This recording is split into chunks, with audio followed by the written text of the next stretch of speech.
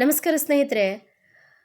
ನಮ್ಮ ಮೇಲೆ ದ್ವೇಷ ಮಾಡೋರಿಗೆ, ನಮಗೆ ಕೆಡುಕು ಬಯಸೋರಿಗೆ ಪ್ರತ್ಯುತ್ತರವಾಗಿ ನಾವು ದ್ವೇಷ ಮಾಡೋದ್ರಿಂದ, ಕೆಡುಕು ಬಯಸೋದ್ರಿಂದ ಆ ಸಮಸ್ಯೆಯನ್ನು ಬಗೆಹರಿಸ್ತೀವಿ ಅಂದ್ಕೊಳ್ಳೋದು ದೊಡ್ಡ ತಪ್ಪ್ರಿ.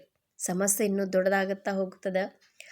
ಸೊ ಅವ್ರಿಗೆ ನಮ್ಮದೊಂದು ಉತ್ತರ ಏನಪ್ಪ ಅಂತಂದ್ರೆ ಮೌನವಾಗಿರೋದೆ. ಇನ್ನೂ ಜಾಸ್ತಿ ಉತ್ತರ ಕೊಡಬೇಕಂದ್ರೆ ನಾವು ಸಾಧನೆಯಲ್ಲಿ ಏನು ಪ್ರಶಂಸೆ ತಗೊಳ್ತೀವಲ್ಲ, ಅದೇ ಅವರಿಗೆ ನಾವು ಕೊಡುವಂಥ ದೊಡ್ಡದಾದಂತಹ ಉತ್ತರ ರೀ. ಯಾರು ಏನೋ ಹೇಳ್ತಾರ ಅಂತ ಹೇಳಿದ ಮಾತ್ರಕ್ಕೆ ಬಂಗಾರ ಕಾಗೆ ಬಂಗಾರ ಆಗೋದಿಲ್ಲ ರೀ, ಹೌದಲ್ಲ?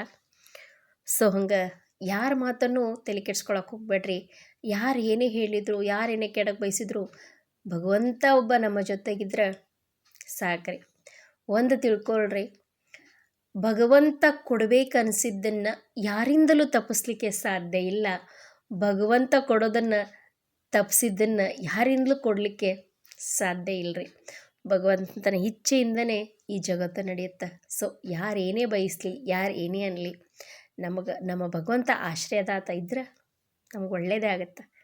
ಸೊ ಒಳ್ಳೆಯದನ್ನು ಮಾಡಿರಿ, ಒಳ್ಳೆಯದನ್ನು ಬಯಸ್ರಿ. ಶುಭಮಸ್ತು. ನಮಸ್ಕಾರ.